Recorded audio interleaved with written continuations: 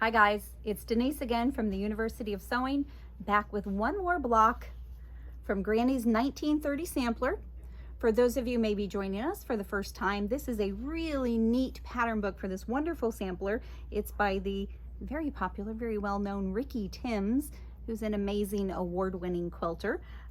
This book has got 42 different blocks as well as some intricate border piecing happening, and it is based off of this really neat little novel that Ricky and his friend Kat Bowser have written.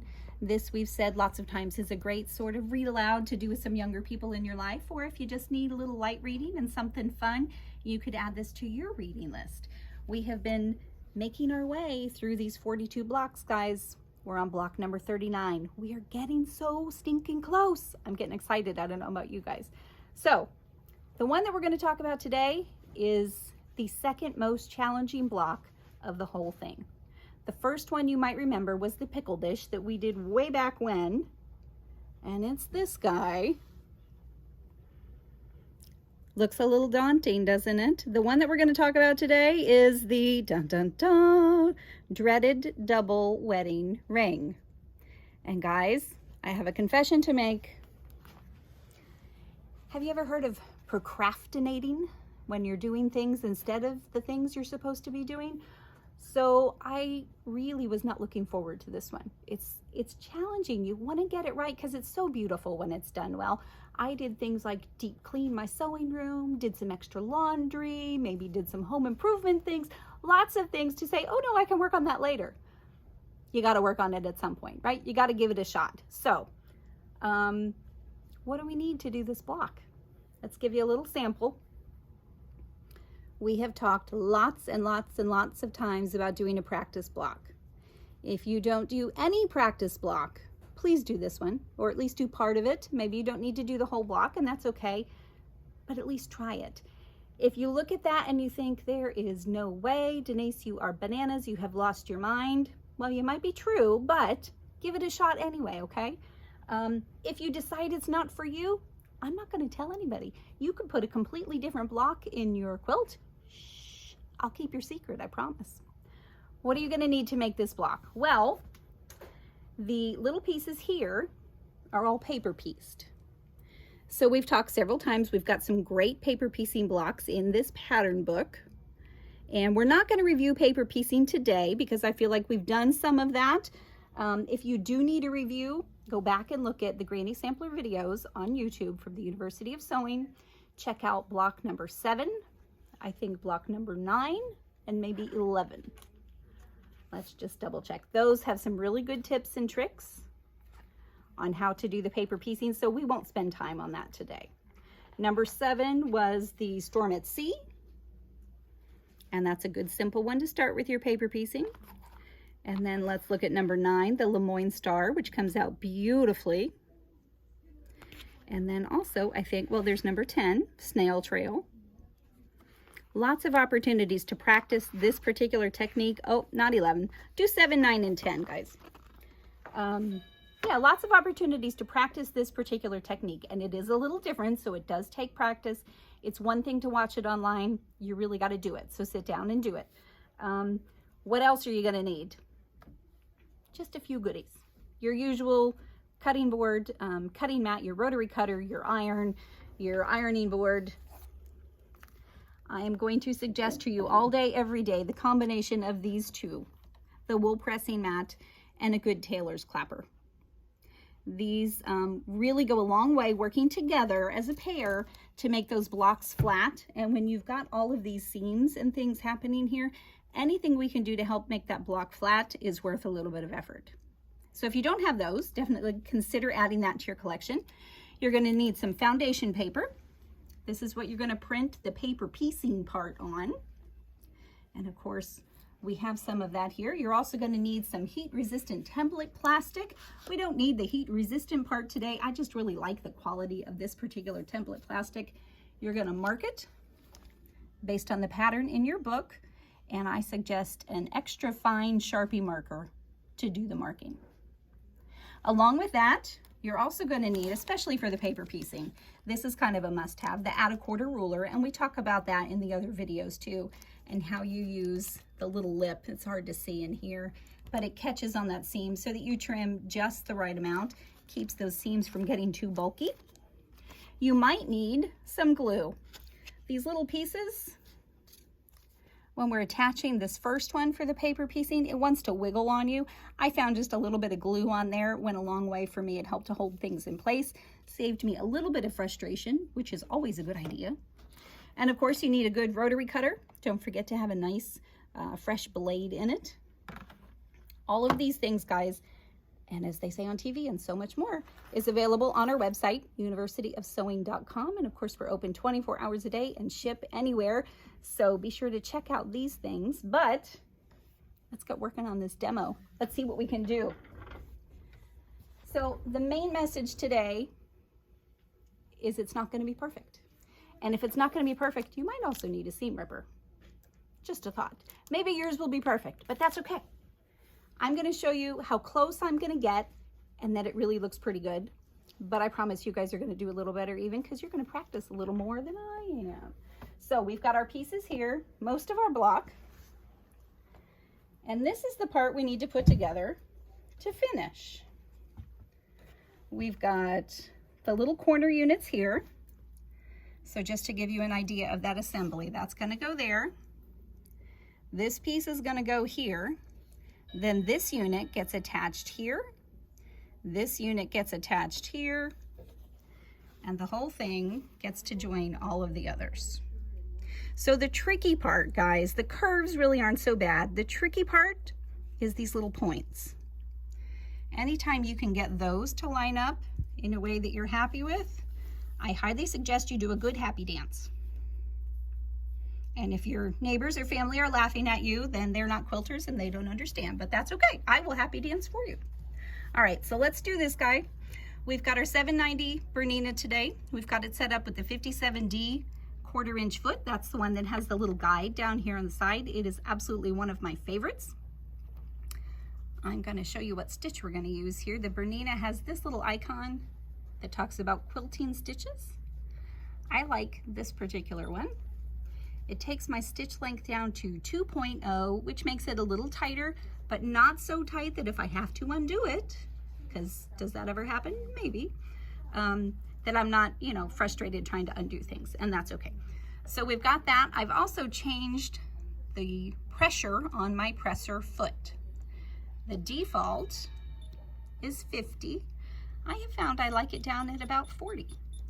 And again, play with your machine, see what works best for you guys. We've got the 9mm stitch plate on today. Normally I would put the straight stitch plate, but I think this is going to be just fine for us. So let's talk about how to line this guy up. You see the curve here on these two? We're trying to imitate that. So it is kind of a gentle curve, which is not a difficult thing to piece, but it's also a small piece, so that does make it a little more difficult. I'm going to lay it over this way, and I'm going to match up this corner here. I should have grabbed a stiletto too. And what I'm going to do is I'm going to start and get a couple stitches in, and then I'm going to stop and adjust, and I'm going to straighten things out. So let's see how that goes. Make sure that that's the way that I want it. And you're going to cross your fingers for me, right, guys? Lined up nicely there. And we're just going to stitch slowly. Let's make sure that's over there. And that 1/4 inch is pretty important. You know what? I don't have a foot controller, Dave. On. Well, let's go get one. How did that happen? Because I had one. Okay, everybody, hang on. Intermission. I'll be right back.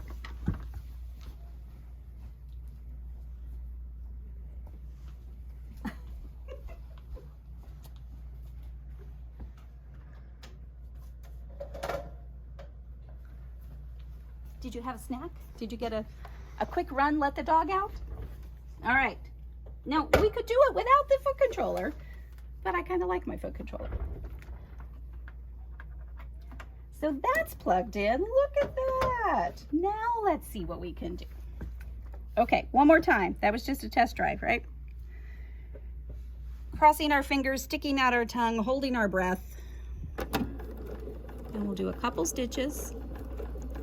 And now I'm gonna stop, and I'm using my knee lift to lift that presser foot out of the way. And then I'm gonna readjust things a little bit here.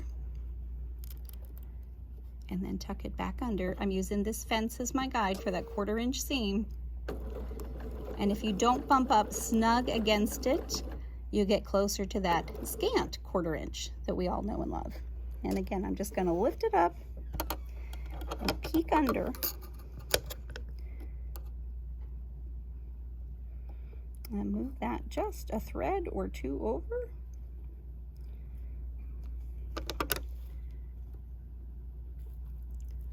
Come on, you have to cooperate here.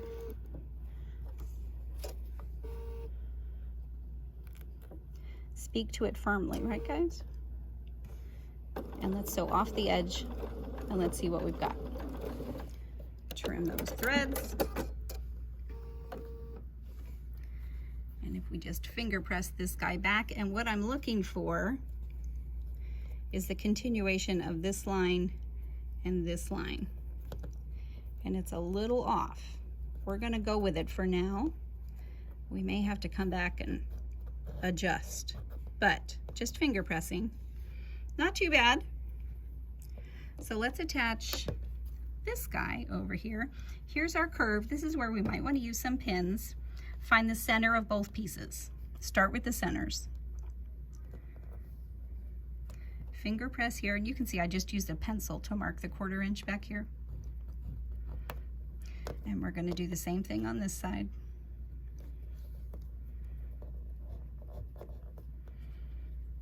You can sort of see that crease that I did there. And then we're going to line up this crease right about there. And I'm going to put 1 pin right in the center. This is a great place to use those little bitty applique pins. And then the best way that I found to get this to lay nicely is if you fold it this way. Don't lay it flat, just kind of fold it and let the curve sort of happen naturally. And go until it starts to curve down and put a pin at that point. Some people pin a lot, some people don't pin. And just like everything else, guys, whatever works for you that you have success with, that's the one I want you to do.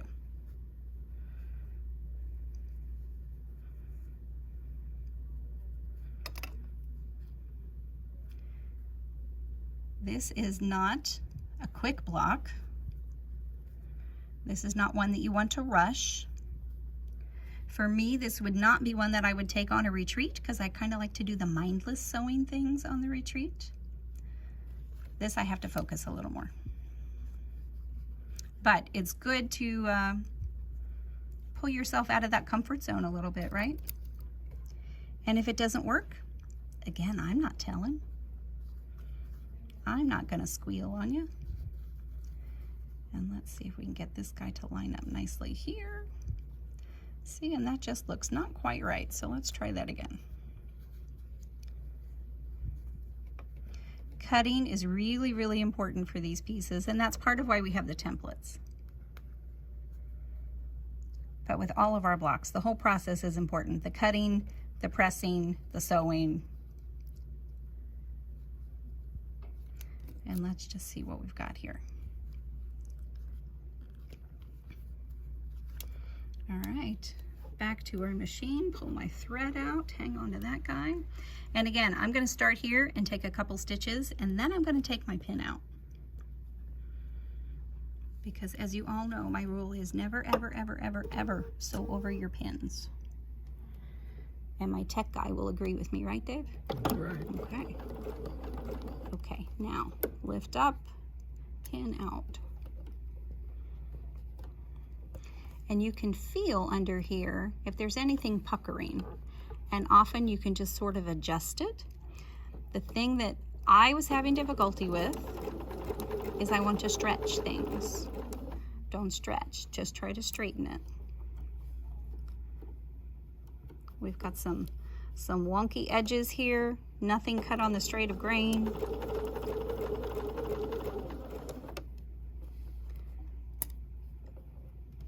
And again, it's just a couple stitches, and then you can adjust.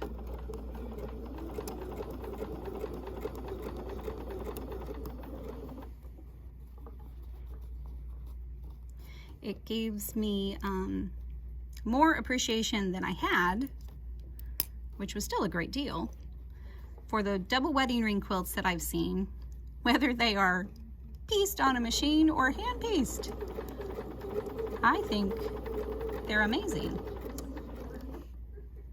Now, do I want to do an entire quilt of a double wedding ring? Probably not. But never say never, right? Let's see if we can get this guy to cooperate here a little bit. A stiletto is a useful thing here. I also found that my tweezers were very handy. And we're gonna sew right off. All right, guys, cross your fingers and let's see how we did.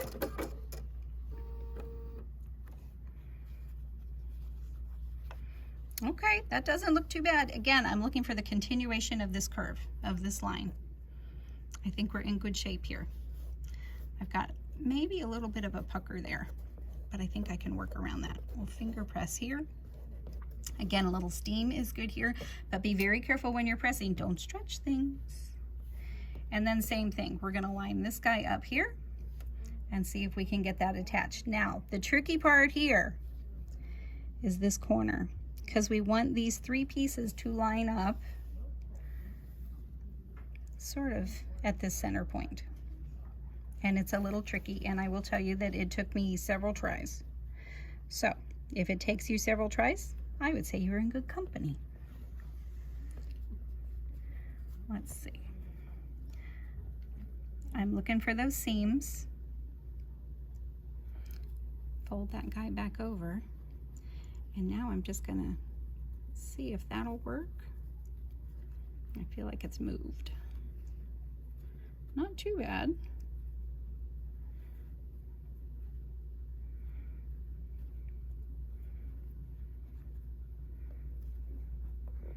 I can peek under here, see how things are looking.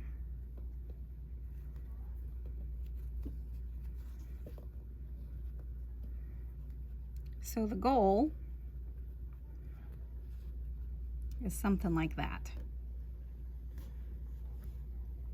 Does that make sense?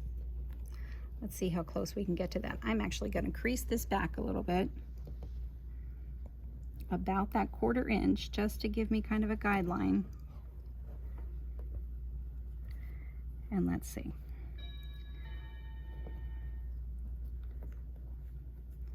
This is the part that I really probably spent the most time with, trying to get this lined up just the way I wanted it. I'm going to put a pin in there.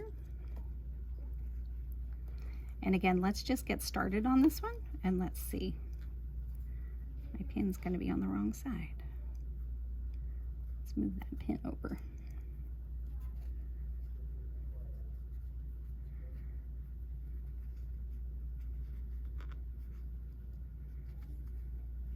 I'm going to leave both pins in until I get started.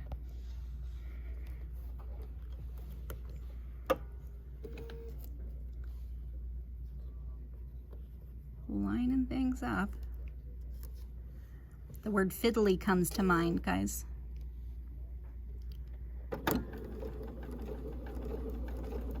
Okay, let's see if we can go a little farther here.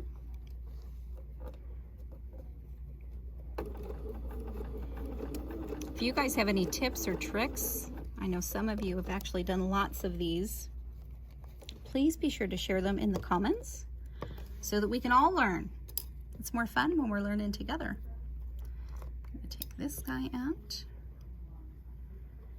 And of course, don't forget to hit that subscribe button so you don't miss any of our videos. We also do Facebook Live here in the shop Friday and Saturday mornings at 9:30. And then those are posted to YouTube if you're not on Facebook. And they kind of live there forever, which is kind of cool. Margaret usually does demos, Bernina related things on Fridays. Saturdays tend to be about new goodies in the shop. New fabrics and new gadgets and patterns and stuff.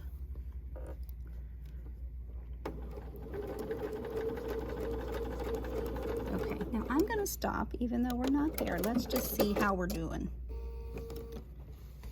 Are we close? Well, not quite. So I'm going to pull that out and I'm going to regroup, but I'm not going to subject you to doing that. Let's talk about how this guy gets attached. It's the same concept. Here's the other one. He's hiding over here. Same thing. You're going to fold here to find your center point. Find your center point on this whole unit once you've got it together. And I don't think it matters whether you put that corner piece on and then this, or you could put your melon piece, as it's called. Actually, I probably would put this piece on first, because you're going to want to get this guy lined up in the sides, and then this is just kind of the finishing touch. So again, find your centers, start there, go really, really slowly. If it's not quite the way you want it, well, I know that I can take the stitch out and move this down a little more and try again, which is what I am going to do. But I will finish that and we will post the finished, mostly beautiful block so that you can see the finished product. Again, it's one of those, if you drove by at 20 miles an hour, you know, from the side of the street, would you notice any issues with it? Probably not. If you've got friends that get up close and personal and say, oh, look, you missed this. Oh, you lost your point here. I always joke, those are not your friends. You don't want to sew with those people, but I will cheer you on always, all day, every day. And so will everybody here at the University of Sewing. Like I said, all of these goodies are available on our website, universityofsewing.com. Please check it out and come back next time as we do block number 40 of Granny's 1930 sampler. For all of us here at the shop, thanks for watching.